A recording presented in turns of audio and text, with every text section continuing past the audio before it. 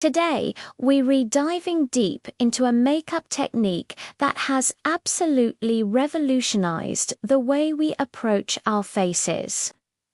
Contouring below the cheekbones. It seems like a modern trend, something that exploded with the rise of social media, right?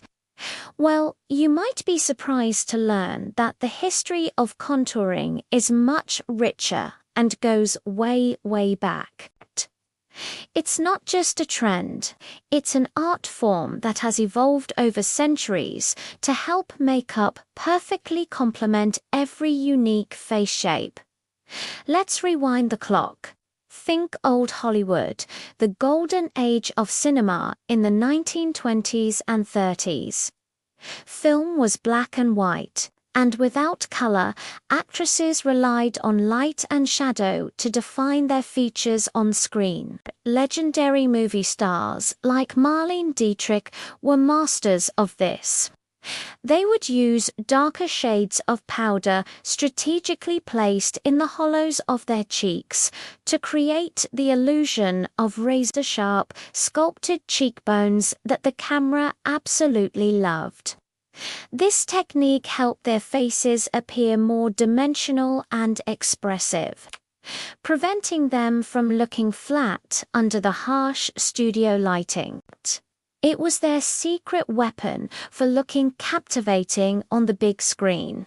Then, drag culture took contouring to a whole new level. For decades, drag queens have been the undisputed masters of transformation, using makeup to create stunning illusions. Contouring below the cheekbones wasn't just about subtle enhancement for them, it was about theatrical facial restructuring. They used dramatic light and dark creams to feminize features, create sky-high cheekbones, and literally carve out a new facial structure. They truly showed the world the powerful, transformative potential of contouring, pushing the boundaries of what was possible with makeup. Their techniques were bold, innovative, and incredibly influential. Fast forward to the 1990s, and the supermodel era brought contouring into the mainstream, but with a softer touch.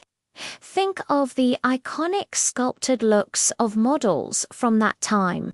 Makeup artists like the legendary Kevin Aucoin were famous for their ability to subtly shape the face. They moved away from the heavy stage makeup of the past and used more natural-looking powders and creams. The goal was to create a naturally chiseled look. Placing that shadow just beneath the cheekbone became the key to achieving that hyper-shown, effortlessly chic aesthetic that everyone wanted to emulate. It was less about theater and more about enhancing natural beauty. And that brings us to today, the era of social media and beauty influencers. Thanks to platforms like YouTube and Instagram, these once professional secrets are now accessible to everyone. We've seen the technique explode, with countless tutorials teaching us how to find the perfect placement for our individual face shapes. Whether you have a round, square, oval, or heart-shaped face, there's a specific way to apply that contour to create balance and definition. For a rounder face, you might extend the contour line further towards the mouth to add length. For a square face, a softer, more blended application can soften the angles. It's all about understanding your own bone structure. So, why does placing contour asterisk below asterisk the cheekbone work so well? It's simple science of light and shadow.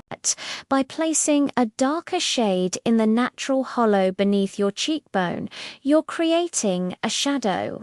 This shadow makes the area recede, which in turn makes the area above your actual cheekbone appear higher and more prominent. It's an optical illusion that adds dimension and structure to your face, making your features pop.